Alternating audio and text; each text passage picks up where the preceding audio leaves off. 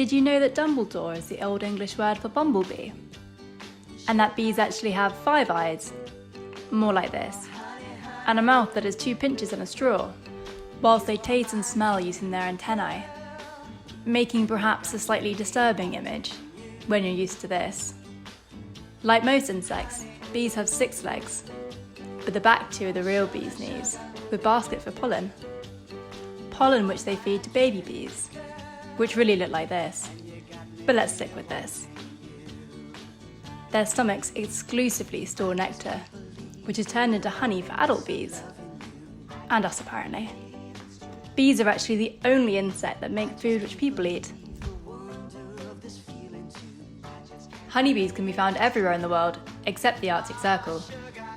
Another fun fact is that the largest bee is 4 centimetres long, whilst the smallest is only 2 millimetres. We can thank bees for flowers too.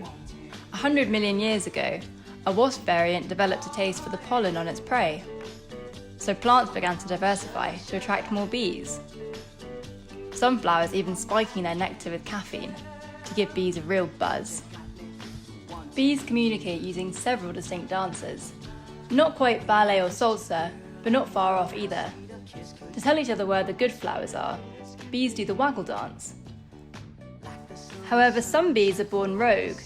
These guys don't follow the waggle dance rules, flying off to do their own thing. And in doing so, finding totally new food sources and helping the whole colony survive, demonstrating how going against the grain is often essential. In this matriarchal society, the female worker bee makes up 95% of the hive, because the queen can determine the sex of her larvae, which is pretty unbelievable. A drone is a male bee. These have one purpose, to woo the queen, but not their queen, they're related. Unfortunately, drones die in the mating process, much like how stinging kills the females. For the next 4 years after mating, the queen will lay up to 3,000 eggs a day, whilst attended by workers who groom, feed and pass her scent on.